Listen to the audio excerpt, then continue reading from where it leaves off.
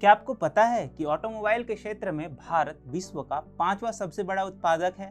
क्या आपको पता है कि ऑटोमोबाइल के क्षेत्र में भारत विश्व का चौथा सबसे बड़ा बाजार है? क्या आपको यह भी पता है कि विश्व बैंक की एक रिपोर्ट के अनुसार दुनिया के केवल 1% वाहनों के साथ भारत में सड़क दुर्घटनाओं में होने वाली वैश्विक मौतों का 11% हिस्सा है, जो कि दुनिया में सबसे अधिक है।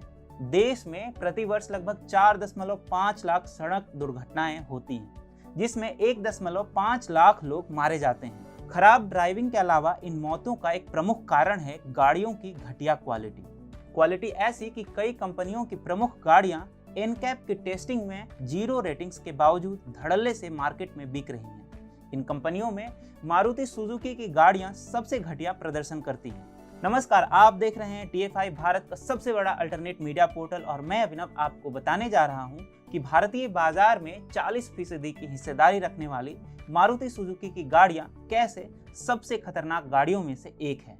यदि आप मध्यम वर्गीय भारतीय नागरिक हैं तो इस बात की बहुत अधिक संभावना है कि आपके माता पिता या आपके आसपास अपने जीवन में किसी बिंदु पर मारुति सुजुकी कार आपने देखा होगा। मारुति 800 से लेकर मारुति सुजुकी स्विफ्ट तक इस ब्रांड ने अब तक भारत की कुछ सबसे लोकप्रिय कारों का उत्पादन किया है। कुछ वर्ष पहले तक भारत में कार की कंपनियां काफी कम थी। जैसे जैसे बाजार खुलता गया वैसे वैसे कार की कंपनियां बढ़ती गईं। हालांकि एक चीज नहीं बदली और वह है इन कंपनियों का भारतीय मध्यम वर्ग को लुभाने के लिए सस्ती कार का निर्माण। Maruti Suzuki, Hyundai, Honda, Skoda, किया, टाटा मोटर्स और महिंद्रा कई कंपनियां कार बनाती हैं। इनमें से मारुति सुजुकी 40% से अधिक की हिस्सेदारी के साथ भारतीय बाजार पर अपना वर्चस्व जमाए हुए है। दूसरा सबसे अधिक बिकने वाला ब्रांड हुंडई है, जो मारुति सुजुकी से काफी पीछे है। अक्टूबर के महीने में इस कंपनी की भारतीय मार्केट पर सिर्फ 14% से अधिक बाजार हिस्सेदारी थी। इससे स्पष्ट पता चलता है कि भारत में अन्य कंपनियों द्वारा प्रतिस्पर्धी कीमतों पर वास्तव में अच्छे विकल्प पेश करने के बावजूद लोग किस प्रकार से मारुति सुजुकी की गाड़ियों को बड़ी संख्या में खरीदते हैं। लोगों के विश्वास के बावजूद अगर देखा जाए तो यह ऑटोमोबाइल कंपनी भारत में सबसे घटिया कार बनाती है। सस्ती कारों के नाम पर जनता को एक बड़ा सा जूते का डब्बा थमा दिया जाता है। यह कंपनी भारत में सबसे पुराने ऑटोमोबाइल कंपनियों में से एक है। इस कंपनी की कहानी 80 के उस दशक में आरंभ हुई थी जब भारत में निजी कंपनियों को पनपने नहीं दिया जाता था। तब के दौर में इस कंपनी को चुनौती देने वाला कोई नहीं था। इस कंपनी के बारे में यह भी कहा जाता है कि यह लोगों की कार बनाती है। 1983 में मारुति सुजुकी 800 को पहली बार भारत में लॉन्च किया गया था और यह उस दौर में एक स्टेटस सिंबल बन चुका था। इसे एक लग्जरी कार माना जाने लगा। सस्ती कार, कम रखरखाव तथा लागत, स्वदेशी कार के पुर्जे और उच्च ईंधन दक्षता के साथ यह कंपनी लोगों को आकर्षित करने लगी और यही इस कंपनी की USP बन गई।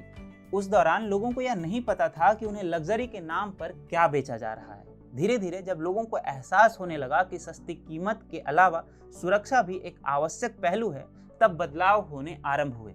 इसके लिए टेस्टिंग एजेंसी भी बनी, जिसे एनकैप यानी न्यू कार असेसमेंट प्रोग्राम के नाम से जाना जाता है।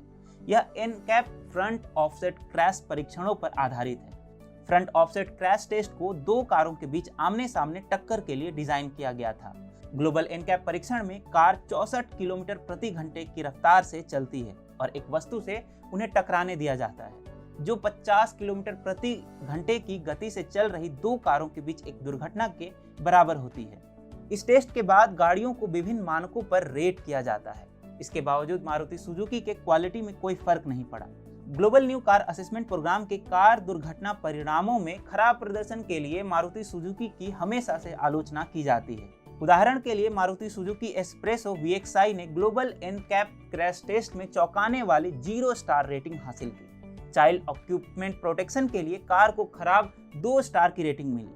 वास्तव में मारुति सुजुकी की कुछ अधिक लोकप्रिय गाड़ियों ने भी घटिया प्रदर्शन किया। उदाहरण के लिए नई वैगनार का 1.0 litre LXI variant global NCAP crash test में केवल 2 स्टार की रेटिंग हासिल कर सका। इसी तरह मारुति सुजुकी स्विफ्ट हैचबैक ने भी एडल्ट ऑक्यूपमेंट प्रोटेक्शन और चाइल्ड ऑक्यूपमेंट प्रोटेक्शन दोनों के लिए केवल 2 स्टार हासिल किए।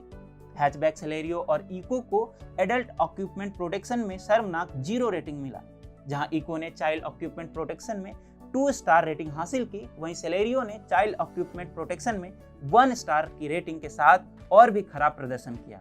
अगर क्रैश टेस्ट रेटिंग्स पर विश्वास किया जाए तो लोगों के बीच लोकप्रिय मारुति सुजुकी ब्रांड सबसे असुरक्षित है।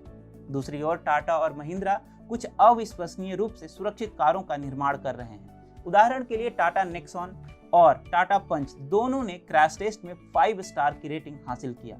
इसी तरह महिंद्रा XUV 300 और महिंद्रा थार ने क्रमशः 5 स्टार और 4 स्टार का उच्च स्कोर हासिल किया।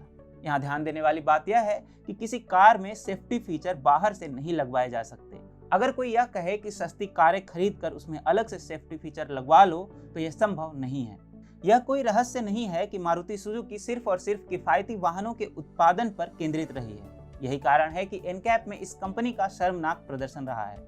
अगर इसकी तुलना टाटा मोटर से करें, जिसने टाटा एल्ट्रॉज, टाटा नेक्सॉन और टाटा हैरियर जैसी गाड़ियां बनाई हैं, तो अंतर स्पष्ट पता चल जाएगा। अब लोगों को यह सोचना होगा कि आखिर उनके लिए सबसे महत्वपूर्ण क्या है, लग्जरी या जान। अगर जान प्यारी है तो उन्हीं गाड़ियों का चुनाव करें जो आपको एक्सीडेंट के दौरान सुरक्षित रखे, जिनका फ्रेम मजबूत हो और जिन गाड़ियों में सेफ्टी फीचर उच्चतम स्तर के हों।